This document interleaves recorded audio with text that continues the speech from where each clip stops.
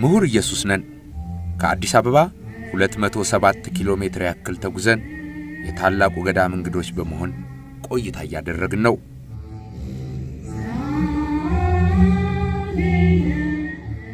ጉራጌ ዞን ምሁር አክሊል ወረዳ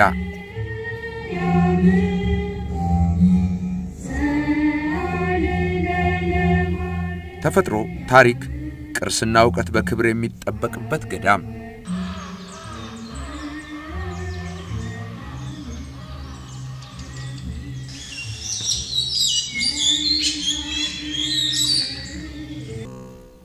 ምሁር ኢየሱስ ገዳም እንደ ስሙ የምሁራን መፍለቂያ ነው። ዕውቀት ልዩ ቦታ ይሰጠዋል። የተደራጀ የአብነት ትምህርት ቤት አለው፣ ሊያውም ቤተ እንዚራና ስዕል ቤትን ጨምሮ። እነዚህ አብነት ትምህርት ቤቶች ናቸው። ተማሪዎች የሚማሩበት ነው። አሰራሩ በሳል ቤት መልክ ሆኖ እንዲሁ በዘመናዊ ሁኔታ በቆርቆሮም እንዲሁ በተለያየ። ይህ ምንድነው? በፊት ሳር ቤት ነበረ። ጦጣው እንዲሁ ዝንጀሮ ጉሬዛው ምናምን እንዲሁ ሳሩ እንትን እያለ ሲያስቸግር በዚህ ሁኔታ ሆኖ እንዲሁ ቆርቆሮ እንዲለብስ ተደረገ ማለት ነው። ብዙ ስራዎች ተሰርተዋል።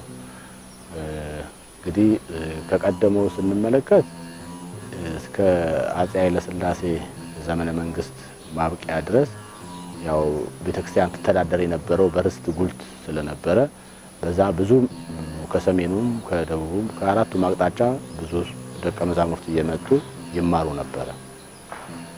እንዲያውም ወደ 15ኛው መቶ ክፍለ ዘመን ላይ በሰሜኑ ላይ በነበረው የሃይማኖት የክርስትና የኦርቶዶክስ ተዋሕዶ እምነት መምህራን መቀዝቀዝ ከዚህ ከምሁር ገዳም ላይ 4 መምህራን ሄደው እንዲያስተምሩ ተደርገዋል። የመዘማሪ መዋሥዕት መምህራን፣ የድጓ መምህራን በዛ ልክ ሄደው አስተምረዋል። ጎንደር ድረስ ሄደው ማለት ነው። ግንኙነቱ ነበረ ከዛ ነው እና ያ ግን መሬት ላራሹ ተብሎ ቤተክርስቲያን መተዳደሪያ ስታጣ እዛ ውስጥ ያሉ መምህራን ለቀለብ የሚሆን ነገር ሲያጡ፣ ተማሪዎቹም ያን ነገር ሲያጡ ይበተናሉ። የቀሩት እዛው አረፍተ ዘመን ገዝቷቸው ይቆያሉ። ኋላ ላይ ድጋሚ ትንሣኤ ያገኘው በብፁዕ አቡነ መልከጼዴቅ ካልአይ የከምባታ ሀዲያና ጉራጌ አህጉረ ስብከት ሊቀ ጳጳስ በሳቸው የጵጵስና ዘመን ነው። በ1989 ዓመተ ምህረት እንደገና መለሱ። ተማሪዎችን ሰብስቦ አዳሪ ትምህርት ቤቶች ተሰርተው ተማሪዎች ማደሪያ መመገቢያቸው ሁሉም አብነት ተማሪዎች መምህራንም ተሰብስበው በማስተማር ላይ ይገኛሉ።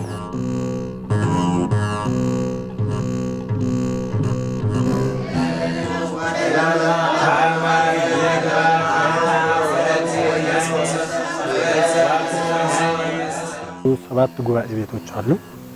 ይሄኛው ንባብ ቤት ነው። ንባብ ቤት ማለት ከቤቱ እንደወጣ ለዚህ ለትምህርት ብሎ አብነት ትምህርት ቤት እኛን ሲጠይቅ ከቤቱ እንደወጣ እዚህ ጋር ነው የሚማረው ማለት ነው። ንባብ ነው። በዘመናዊ የፈለገ እንደው ይማር መምህርም ይሁን ከዚህ ሳይጀምር አያልፍም። ለምን? የቤተ ክርስቲያን ትምህርት አጣጣሉ ተነስተ ዳግ ወዳግ ሰያፍ የሚባል ስላለ በዚህ ንባብ ቤት ይገባል። ይሄንን ሲጨርስ ዳዊት የቃል ትምህርቶች ማለት ነው። ውዳሴ ማርያም፣ አንቀጸ ብርሃን፣ መልከ ማርያም፣ መልከ ኢየሱስ ሲጨርስ ቅዳሴ ቤት ሁለተኛው ቅዳሴ ቤት ነው። 6 ጉባኤ ቤቶች አሉ። 7ኛ ደረጃ ደግሞ የበገና ትምህርት መስጫ ጉባኤ ቤት አለ። በዛ ደረጃ ላይ በእነዚህ ውስጥ አሁን ከመላው ኢትዮጵያ የመጡ ከሰሜን እስከ ደቡብ ከምስራቅ እስከ ምዕራብ የመጡ አዳሪ ተማሪዎች አሉ። እስከ 72 የሚደርሱ ተማሪዎች ቀለባቸው፣ መኝታቸው፣ ልብሳቸው እዛው ተሟልቶላቸው እዛው እያደሩ ጥንታዊውን የኢትዮጵያ ቤተክርስቲያን ትምህርት አሰጣጥ እሱን ይማራሉ።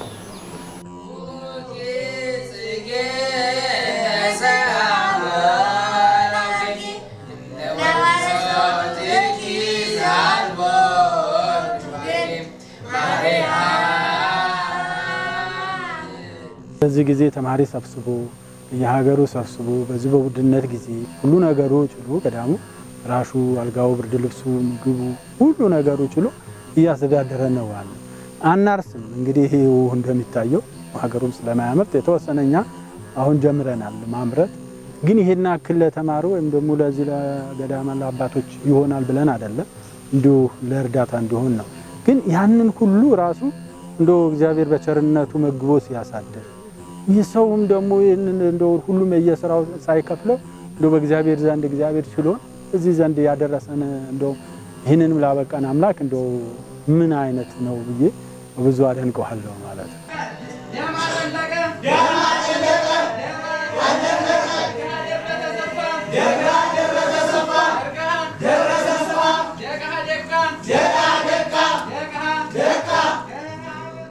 ጠንካራ የትምህርት አሰጣጥ ባህል፣ በስራ የተቃኘ ስነ ምግባር፣ በአገልግሎት የታጀበ ዕውቀት።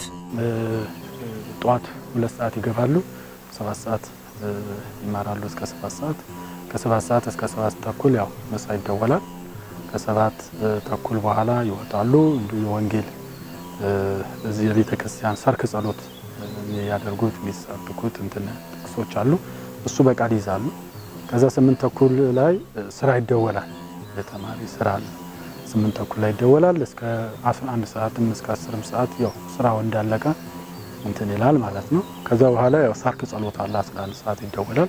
ያን ከደረሰ በኋላ አሁንም ማታ 1 ሰዓት የሚሆን 1 ሰዓት ተኩል ጉባኤ ይዘረጋል እስከ 3 ሰዓት ማለት ነው። 3 ሰዓት ገና 3 ሰዓት ሲሞላ ያው ምግብ ይደወላል። እራት ይደወልላቸዋል። እራት ይመገባሉ።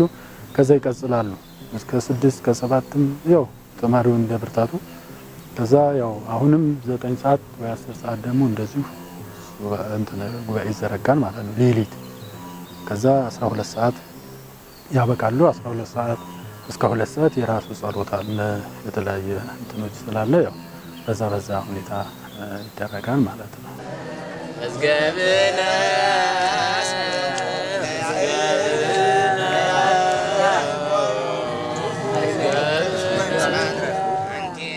በገዳሙ ሁሉም የአብነት ትምህርቶች ይሰጣሉ።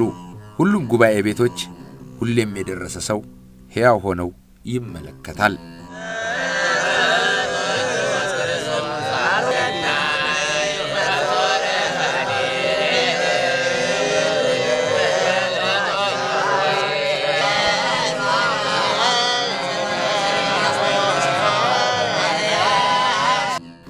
ምሁር ኢየሱስ የቤተ ክርስቲያን አገልጋዮችን ብቻ የሚያስተምር ገዳም አይደለም። በእውቀት ጨለማን ለመግፈፍ በመደበኛ ትምህርት ልማት ስሙ ይጠራል።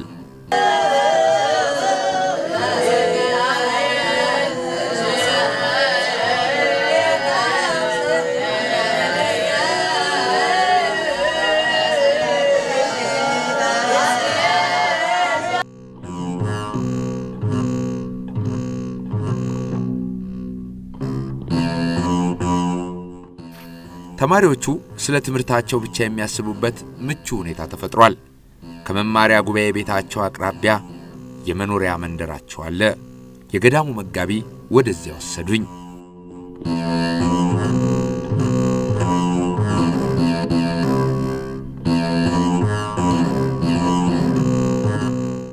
የአብነት ተማሪዎቹ ማደሪያ ክፍል ይህንን ይመስላል።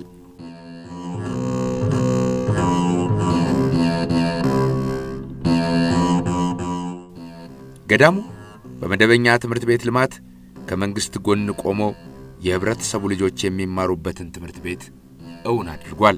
ያው የአገሬው ህዝብ ነው ተቀላለ የአገሬው ህዝብ ልጆች ምንም አይነት ክፍያ የለውም፣ በነፃ ነው።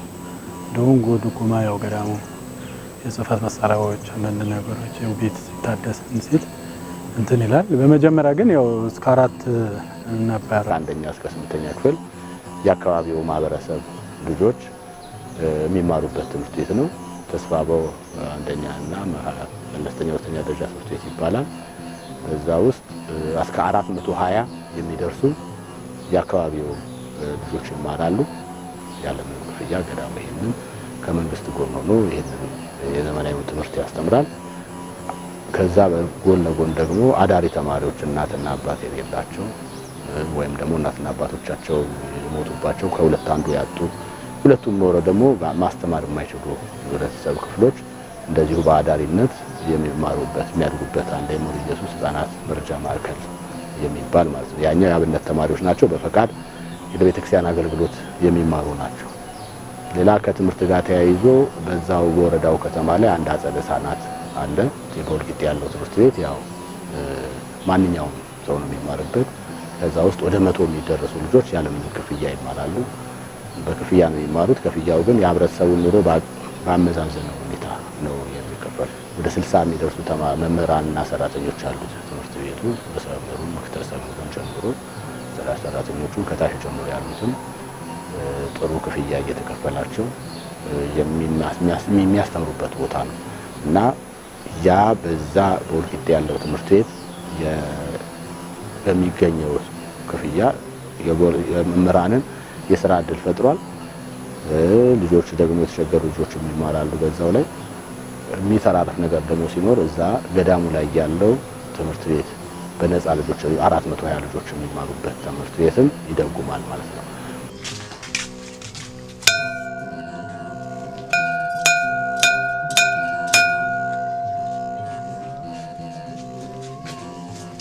ለእራት ኑ የሚለው የደውል ድምፅ ተሰማ።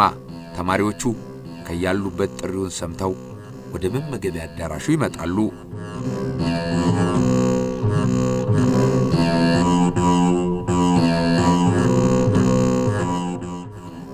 ሁሌም የምግብ ስነ ስርዓቱ በጸሎት ይጀምራል። ሰላም ለኪ ድንግል በልናኪ ወድንግል በስጋኪ መግዚአብሔር ሰው ሰላም ለኪ ብሩካኪ ወሩ በከርሲ ተፈሲ ፍሲ ኦን ተሰራ እግዚአብሔር ምስኪ ጻሪ ወሰደነ ምሕረታው ወልቂ ኢየሱስ ክርስቶስ ነው።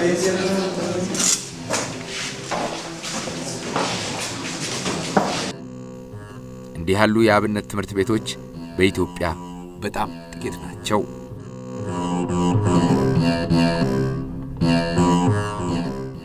በጸሎት የተጀመረው እራት በጸሎት ተጠናቀቀ።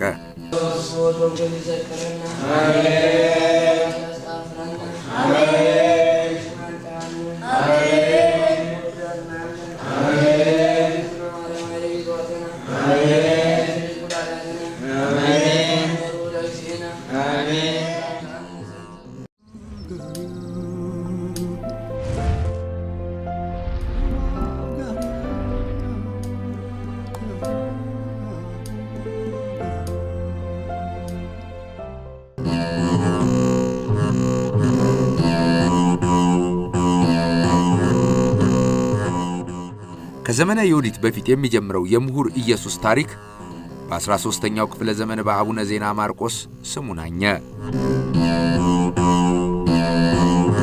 አይታወቅም። ስሙን ሰምተው የመጡት ሲደርሱ ግን በሚመለከቱት ይደነቃሉ። በጣም ይገርማል። አሁን እንደዚህም አይነት አለ ወይ ይላሉ። በመጀመሪያ ሲሰሙ ምሁር ገዳም በዚህ በደቡቡ ያው ገዳም ብዙም አይታወቅም። እነ ላሊበላና አክሱም ሌሎችም ናቸው የሚጠቀሱት። ወደዚህ ደቡቡ ግን ገዳም አለ ሲባል እንዲህ አይነት ገዳም ያለው ወይም ደግሞ እንዲህ ጥንታዊ ታሪካዊ ያለ ገዳም አይመስላቸውም። ለትንሽ ቀን ይሉና ይመጡና ሰፋ አድርገው እስከ 15 ቀን ወርም 2 ወርም የሚቀመጡ አሉ። ተመስጦ እንትን ይዟቸው ማለት ነው። እና ጥንታዊ ያው መንፈስ የሚያረካ ነው። ሌላ ነገር የሚሰማ ነገር የለም። ቃለ እግዚአብሔር ነው። ተማሪዎች ናቸው። ከዛ የአእዋፍ ድምጽ ነው። አሞራዎች ድምጽ ነው። ሌላ ምንም የሚያውቅ የሚሰማ የሚሸታ እንዲሁ የሚያሰናክል ነገሮች ምንም የሚታይ ነገር የለም። ወጣ ያለ ነው። ከመስመር ወጣ ያለ ስለሆነ ተደብቆ የሚኖር ትልቅ መንፈስ የሚረካበት ገዳም።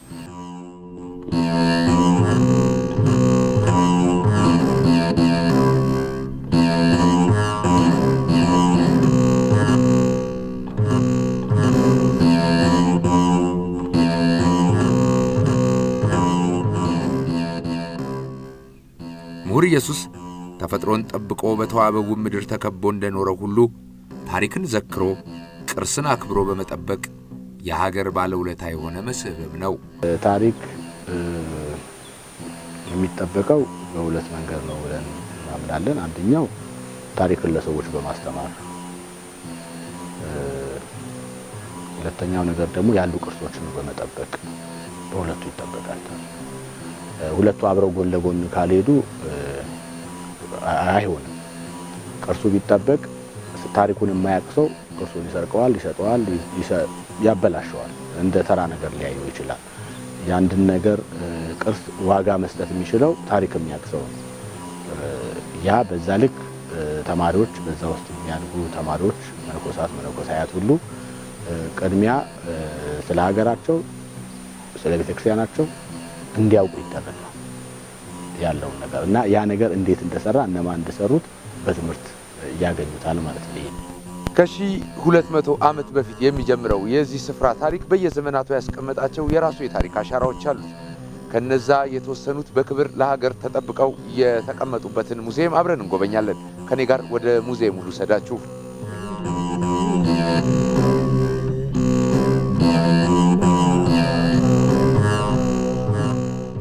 ምሁር ኢየሱስ ጥንታዊ ቅርሶቹን ጠብቆ በግሩም ሁኔታ ለሀገር ልጅ ለተመራማሪዎችና ለጎብኚዎች በሙዚየም ያሳያል።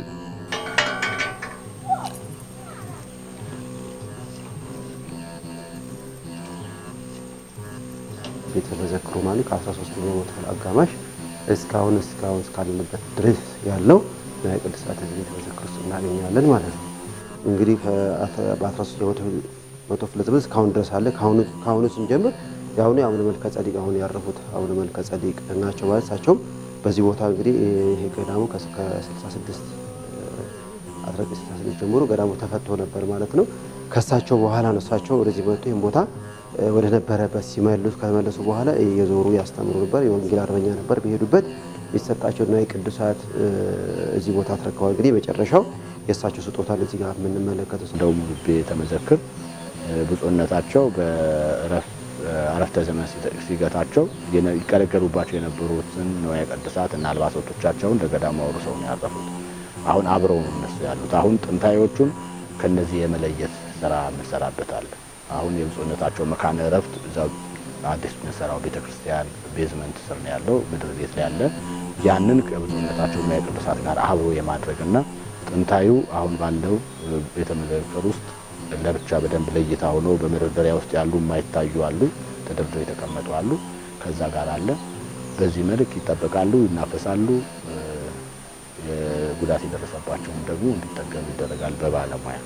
ከብራና ወደ ወረቀት ሲቀየር የመጀመሪያ እትሙን አፄ ኃይለ ሥላሴ ናቸው ለዚህ ቦታ ያመጡት ማለት ነው። ይሄ ከላይ ደግሞ የብር ጽዋ ስንመለከት ከባለቤታቸው ከኢትዮጵያ የተበረከተ ነው።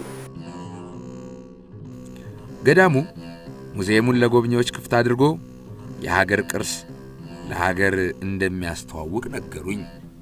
እንደ እንትን ሲመጣ ያው በማህበር ሲመጣ ከመጣበት ቤተክርስቲያን ወረቀት ይዞ ይመጣል። ከዩኒቨርሲቲ ሲመጣ ዩኒቨርሲቲ ደብዳቤ ያመጣል። እንደ ግል ሲመጣ ደግሞ መታወቂያ እንጠይቃለን።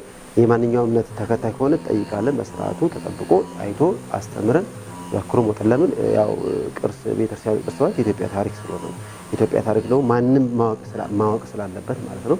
ሃይማኖት አባቶቻችን ሃይማኖትን ምን ሳይለዩ ታሪክን አስቀምጧል። ሰው ታሪክን ሲያይ ኢትዮጵያን ያውቃታል ብለን ስለምናስብ ማለት ነው። የሚከፈል ክፍያ ለመንግስት ሰራተኞች 10 ብር፣ ለተማሪ 5 ብር እናስከፍል። የገዳሙን የተለያዩ ገጽታዎች መጋቢው እያስጎበኙኝ ነው።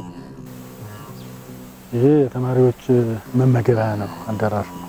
ከዚህ የወጡ ያው ምሳ እዚህ ላይ ይመገባሉ።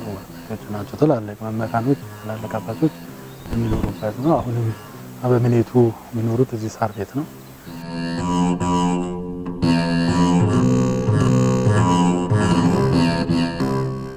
ምሁር ኢየሱስ እምነት፣ ዕውቀትና ትጋት አንድ ስፍራ ያለመነጣጠል የሚታዩበት ገዳም ነው። የጥበብ እድ ስራዎች በመነኮሳቱ ይመረታሉ። የምንመለከታቸው የዘመናዊ ፎጣ መስሪያ ነው። ሁለት መርገጫ ማለት ነው የምንለው ፎጣ የምንሰራበት ይሄ ነው።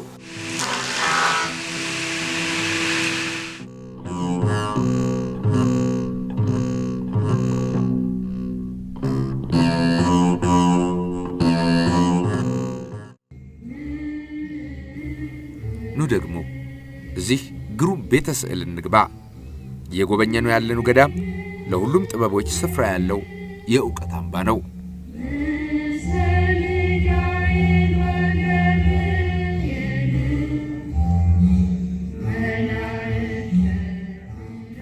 ይህ ቤተ ስዕል መማር ለሚፈልጉ የገዳሙ ቤተሰቦች ቤተ ዕውቀትም ነው።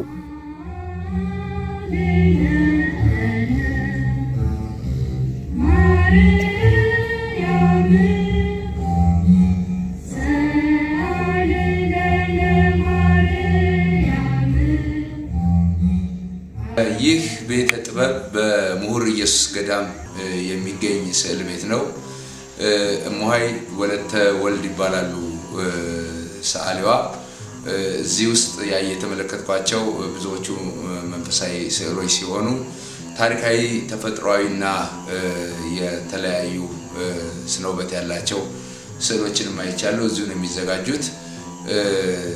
እሳቸው የት እንደተማሩ እንዴት ይህንን የጥበብ ስራ እንደሚሰሩና የትኛውን ሰዓት ለዚህ ስራ እንደሚመርጡ ብዙ ከእናንተ ጋር እንዲያወሩ ፈልጌ ነበር። ሀሳባቸውን በሸራ ላይና በብሩሽ የሚገልጹ ናቸው። እኔ መናገር አይሆንልኝም ብለዋል። ከጉዞ ኢትዮጵያ ጋር እንግዳ ሆናችሁ የመጣችሁት ወደ ታላቁ ገዳም ወደ ምሁር ኢየሱስ ነው። ስዕል ቤት ደርሰናል። ሌሎችንም የገዳሙን አካባቢዎች እንዲሁ መጎብኘታችንን እንቀጥላለን። አሁንም በድጋሚ ከኛ ጋር መልካም ቆይታ።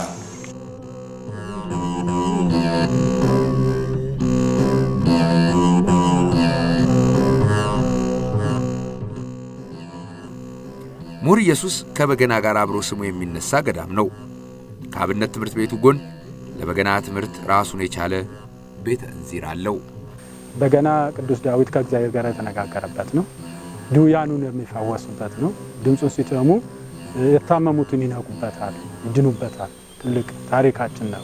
በአሁኑ ሰዓት ግን ያንን ይሄ በገና ይጠፍቶ ነበር። እኛ ጋር ሲሰጥ የጀመረው 1999 የካቲት 16 ቀን የተጀመረው። በገና የመማር ፍላጎት ነበረን እና እግዚአብሔር ፈቃድ ሆኖ አዲስ አበባ የምትኖር አንድ የቤተክርስቲያን ልጃችን አለች፣ በላይነሽ ጎበና የምትባል። ከእሷ ጋር ተገናኘን፣ ጠየቀችን እንደዚህ አይነት ነገር በሚል ያው ከኔ ጋር ተገናኝተን ስናወራ ይፈቀዳል ወይ ስል እንዴት አይፈቀድም? ቤተክርስቲያን አይደለም ወይ? በገና የቤተክርስቲያን ንዋይ ነው። በቃ ከንዋይ ቅዱሳት አንዱ ብለን የምናስበው ነው። ምስጋና መሳሪያ ስለሆነ ብዬ ነገርኳት። ከዛ በኋላ እንዲህ አይነት አንድ ሰው ጋር ላገናኘት አለችኝ እና ከመምህር ሲሳይ ደምሴ ጋር አገናኘችን ማለት ነው።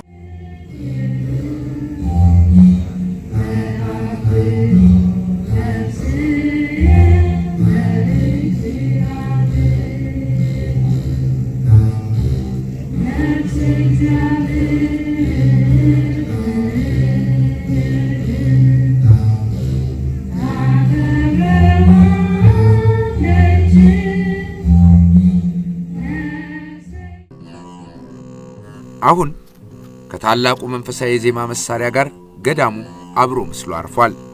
እንደ ምሁር ኢየሱስ ታሪክ ውበትና ቤተ ዕውቀትነት ሁሉ በገና መገለጫው ነው። በገናዎቹን በላይነሽ 10 በገናዎች ቻለች ገዛች። እዛው ገዳም ውስጥ ደግሞ አንድ ጉባኤ ቤት ማስተማሪያ በገዳሙ ተመቻቸ። የካቲት 16 ቀን በጸሎት ትምህርቱን ማስተማር ጀመረ መምህር ሲሳይ። ከዛ በኋላ ያው ከዛ ጊዜ ጀምሮ የመጀመሪያው ተማሪዎቹ እኛን ጨምሮ የገዳሙ አብነት መምህራን መነኮሳት የመጀመሪያ ተማሪዎች ሆኑ። ያንን ለ3 ወር ስልጠና እዛው ተቀምጦ መምህር ሲሳይ በጣም ትልቅ ሰው፣ በጣም መንፈሳዊ ሰው ነው። ትዳር አለው። ትዳሩን ትቶ ልክ እኛ ጋር ተቀምጦ 3 ወር አስተማረ። እሱም ረክቶ እኛም ደስ ብሎን ወጣን። አሁን ከዛ በኋላ እሱ ባስተማራቸው እናቶች መነኮሳያት አማካኝነት ትምህርቱ ይሰጣል ለሚመጡ ሰዎች እያስተማርን ሁልጊዜ አሁን በገና ገዳም ላይ እንደ አንድ ጉባኤ ቤት ነው የሚቆጠረው።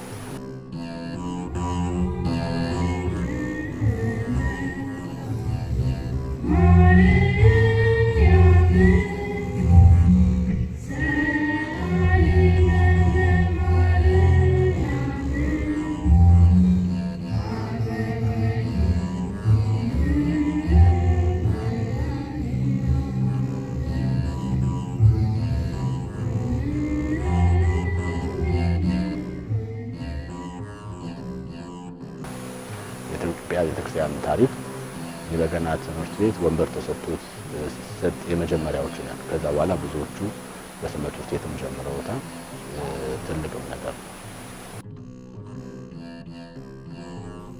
እኩለ ጾም ምሁር ኢየሱስ የደረሰ ገዳሙ በበገና ዜማ ደምቆ ሁሌም የማይረሳውን ትዕይንት ይመለከታል።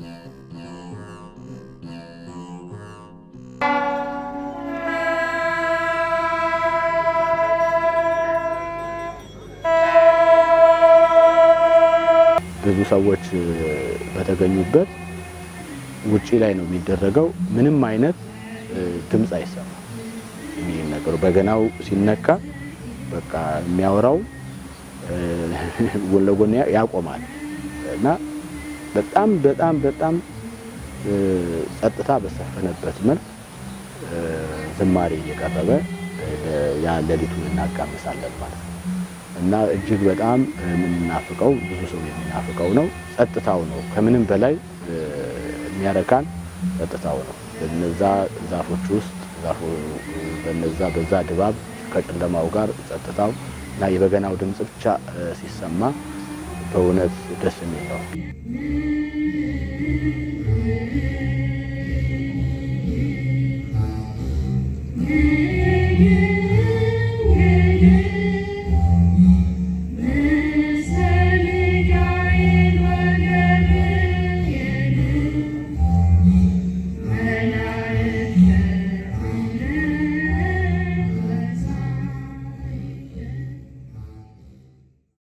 ምሁር እንዲሁ በቀናት ሁሉ ተፈትሾ ሁሉን በደንብ አየህ የሚባልበት ገዳም አይደለም። እያንዳንዱ ጉባኤ ቤት ያከርመናል። እርሱም ሞገሱም ተፈትሾ አያልቅም። በዚያ ላይ እንግዳ ተቀባይ ሕዝብ የከበበው የደጋግ ገዳማውያን ዓለም ነው። ግን መመለስ አለብን ወደ ሌላው የኢትዮጵያ ምድር ለመጓዝ። የሳምንት ሰው ይበለን።